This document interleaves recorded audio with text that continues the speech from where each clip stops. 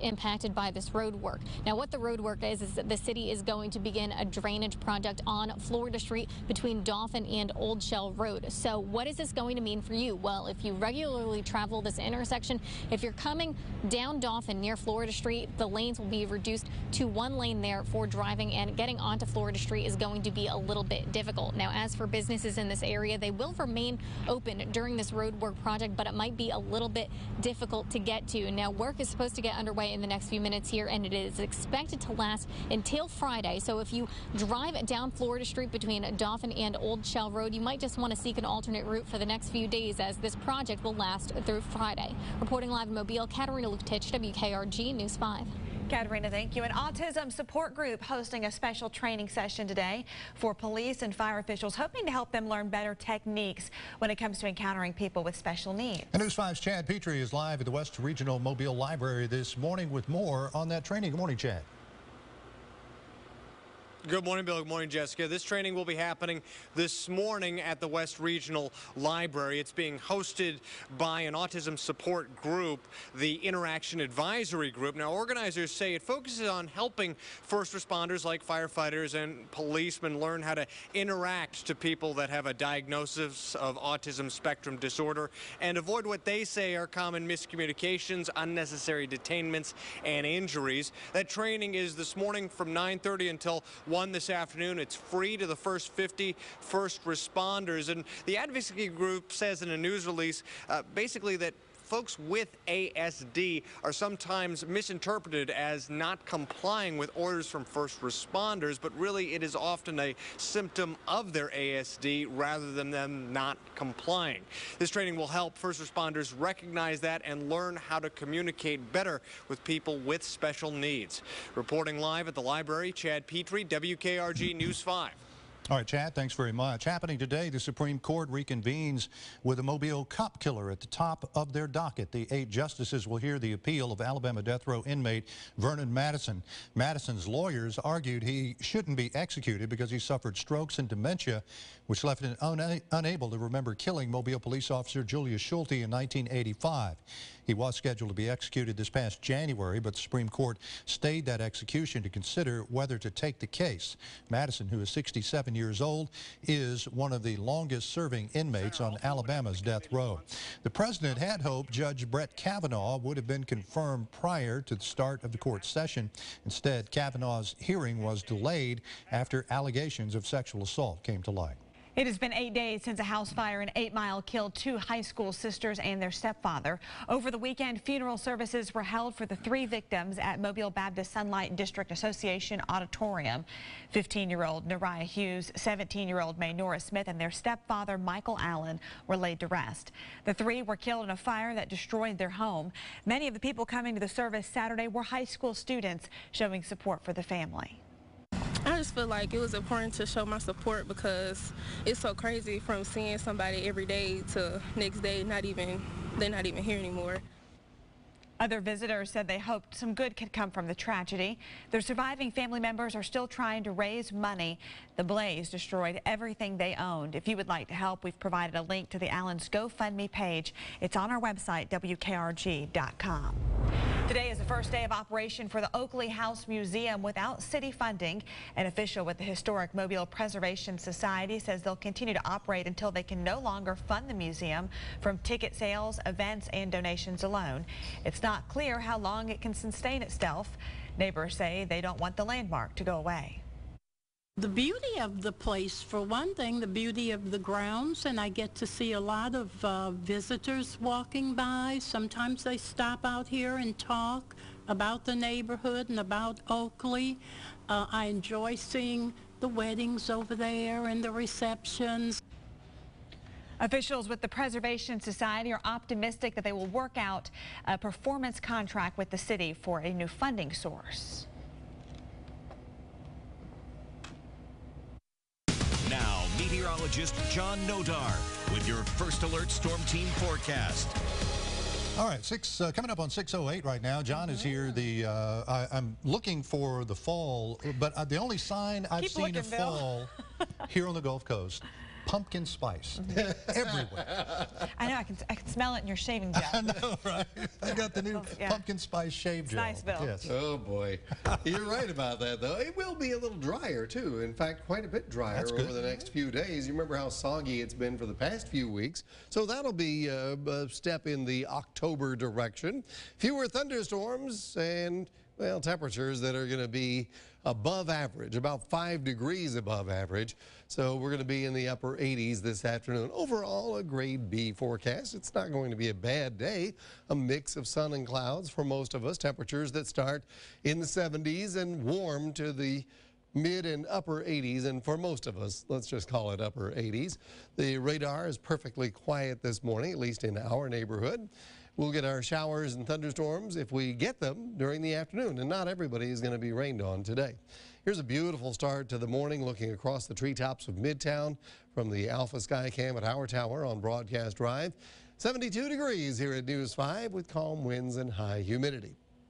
All right, take you out to the tropics. Another thing that generally happens in October is we begin to see the decline in the tropics. Now, that doesn't mean that we are done. The hurricane season runs through November 30th, but at least right now it's mostly quiet. The Gulf and the Caribbean, nothing going on here. The Atlantic, the only system is Leslie, which Leslie just won't go away. It's been around for a week and a half. It may be around for another week and a half, but it's going to meander around here in the central Atlantic. It should not be a threat to land, so that's good news there. But yes, Leslie is still a tropical system, may actually become a hurricane before all is said and done. You can keep up with the tropics on our News 5 free weather app. I encourage you to do that. It will also keep you up to speed on our local weather, which is going to be fairly dry for the next several days. Now today, 30% rain chance, but after that, it's 10 and 20% for the rest of the week and into the weekend. Well, the Saints march to another victory. Meanwhile, their division rivals fall at home in the last seconds. We've got a preview coming up. Plus, we know how Alabama stacks up against the rest of the country, but where do the other SEC football teams stand? We'll find out coming up in just a moment. 10 minutes past 6. Traffic is brought to you by Spring Hill Toyota at 3062 Government Boulevard in Mobile and at springhilltoyota.com.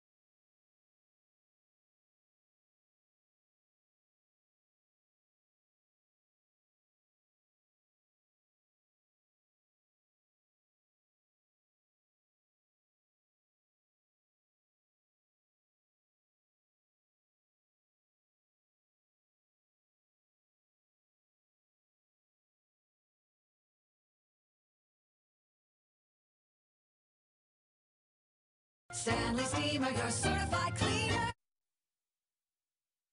You're watching WKRG News 5, local coverage you can count on, with Bill Riles, Jessica Taloni, and meteorologist John Nodar.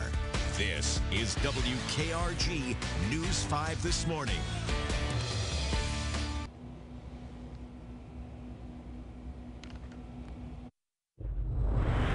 Are you trying to get your GED? Are you trying to get your GED? Yes. Well, in entertainment news, Universal's Night School topped the box office this weekend. The comedy starring Kevin Hart and Tiffany Haddish made a respectable $28 million between Friday and Sunday. In second place was Warner Brothers' animated feature Smallfoot. It took in just over $23 million. The House with a Clock in Its Walls came in third, followed by A Simple Favor and The Nun. Well, a quarter of the way through the NFL season, and the New Orleans Saints lead the NFC South Division. Yesterday, they were in New York facing the Giants. Saints running back Alvin Kamara shouldered the load for the offense with 177 total yards and 3 touchdowns in the Saints' 33-18 win. Kamara gets his running mate back next week. Mark Ingram returns from a 4-game suspension a week from today when the Saints host the Washington Redskins on Monday Night Football. The Atlanta Falcons lost the heartbreaker to the Cincinnati Bengals Sunday. The Falcons had the lead late, but Andy Dalton's 13-yard touchdown pass to A.J. Green with 7 seconds left of the game gave the Bengals a 37-36 win. Falcons wide receiver Calvin Ridley caught 4 passes for 64 yards and 2 touchdowns.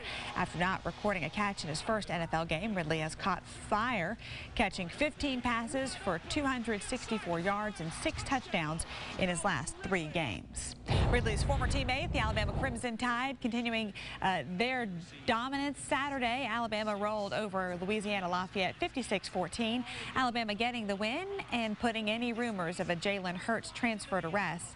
There were talks Hurts would transfer and retain another year of eligibility in the process. By entering the game Saturday, Hurts gave up that right and solidified his role on the team.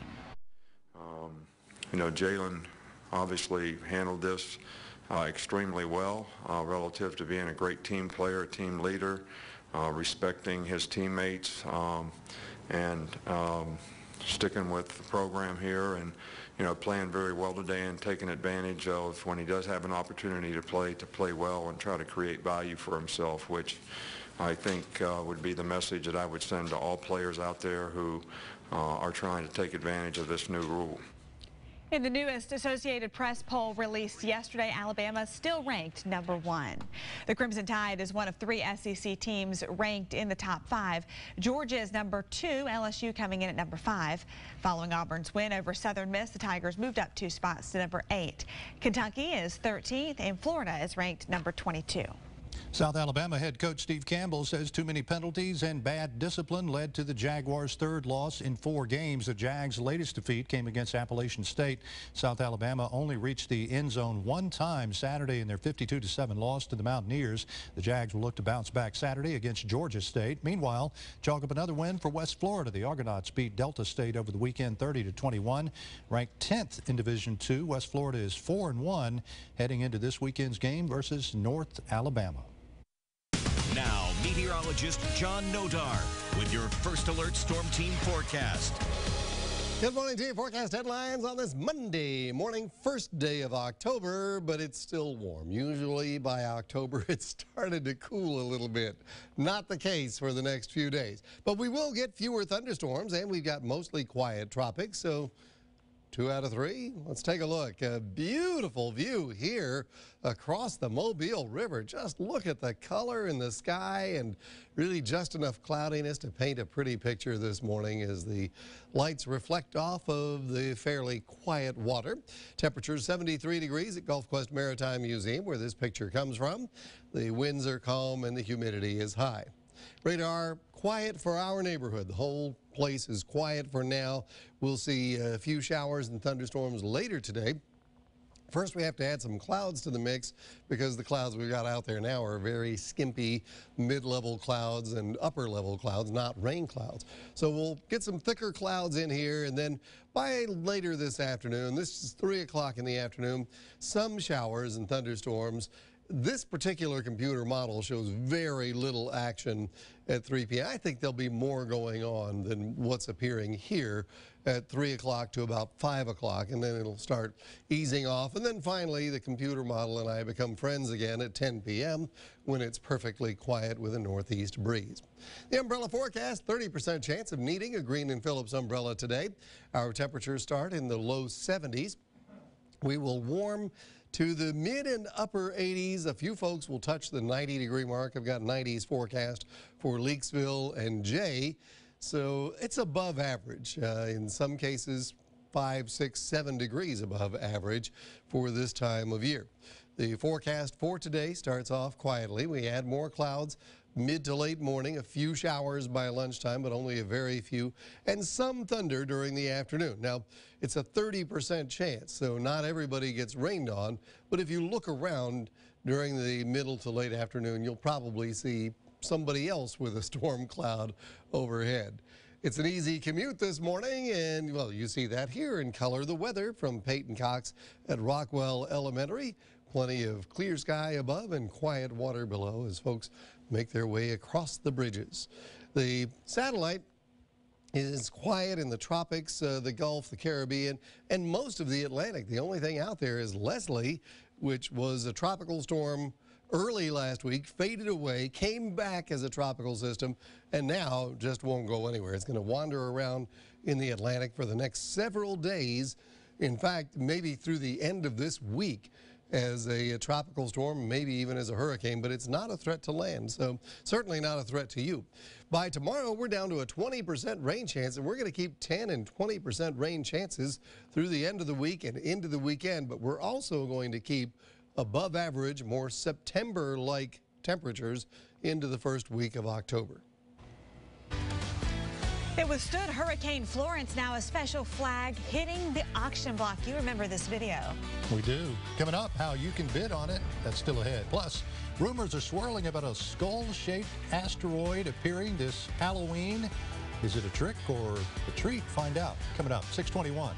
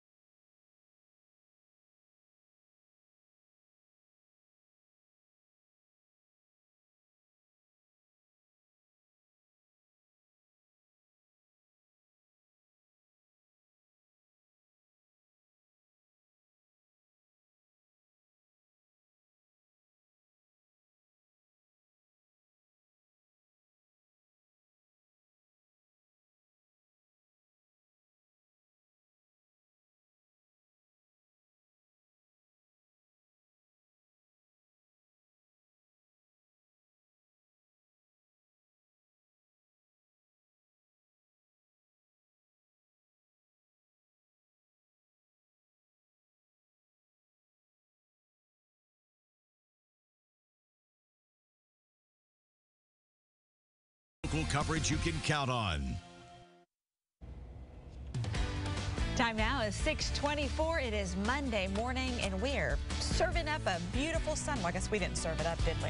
We're just showing it to you. Take credit for it. We're showing you the picture anyway. That looks gorgeous out there. Portrait. It's a Beautiful. portrait. Really? You know, it looks like there's a water slide there, but no, that's the coal terminal.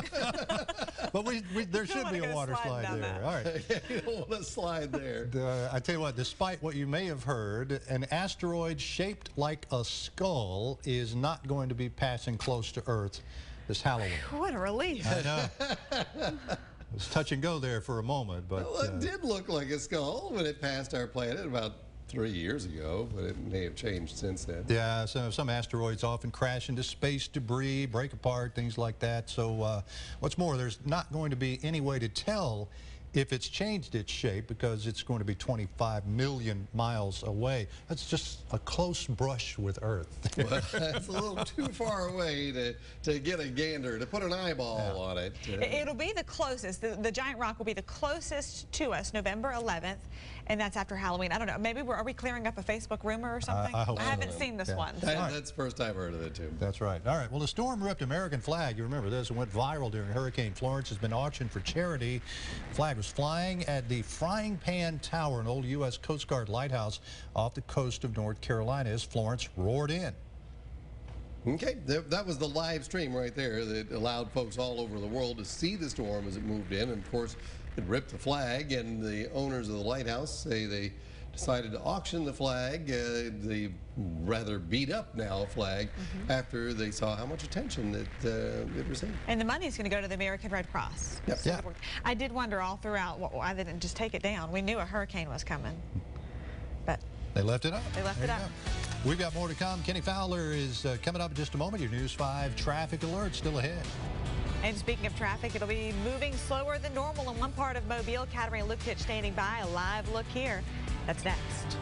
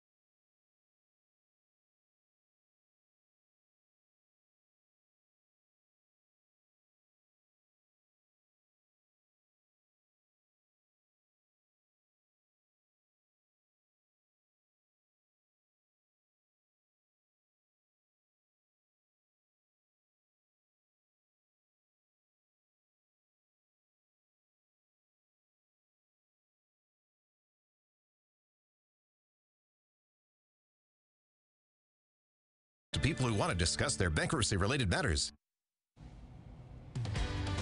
Time now is 6:30. It is Monday morning, October 1st, but the only sign of fall is Bill's pumpkin spice aftershave. That's exactly right, and everybody should try it, and everybody probably will because it's fall. Let's check in with John. All right, and our radar is quiet. Our radar actually looks fall-ish because it tends to be drier in October. Let's go jump to this picture, and it's a beauty out of Orange Beach. I'm going to get out of the way so you get the whole effect there of what is a lovely start to the day. Yes, starting to get some cumulus clouds close to the coastline, and eventually those will thicken up and rain on a few people. Our temperature for the morning is about 10 degrees above average. 10 degrees above average. And the afternoon will be probably 5 or 6 degrees above average. So it doesn't feel like fall as far as the temperatures are concerned. The fewer thunderstorms part, yeah, and maybe even some lower humidity beginning tomorrow. We'll talk more about that in a few minutes, and we'll get you caught up on the tropics, including the thing that wouldn't go away, Tropical Storm Leslie. It's all coming up on News 5 this morning. News 5 Traffic is brought to you in part by Green & Phillips Injury Lawyers. We begin in Pensacola, where an accident involving injuries has occurred at West Fairfield Drive between North Ellis Street and West Tahar Drive. Florida Highway Patrol on the scene, and there is roadblock in that area. A fender bender Kim Drive at Highway 90 just south of Milton. No problems right now throughout Mobile. Both Mobile Police and Alabama Highway Patrol report no accidents. Traffic volume, though, is picking up coming down I-65 and looking good on the Bayway and Causeway. I'm Kenny Fowler with your WKRG News 5 Traffic. Well, there is a traffic alert for Mobile drivers this morning. Today begins a week-long project, a road project, the intersection of Dauphin and Florida streets. News 5's Katarina Lucatis joins us live on how it could affect your commute this morning. Good morning, Kat. Hey, good morning, Bill. Yeah, work is just beginning now. Crews now closing out the road. This is the intersection that is going to be most impacted here. This is Dauphin at Florida. So if you're coming up a Florida Street, you won't be able to get to the intersection at Dauphin. You're going to need to take Emogene Street as a detour. Now, all of this work is expected to take a week, and what it is the city is doing a drainage project along Florida Street between Dauphin and Old Shell Road.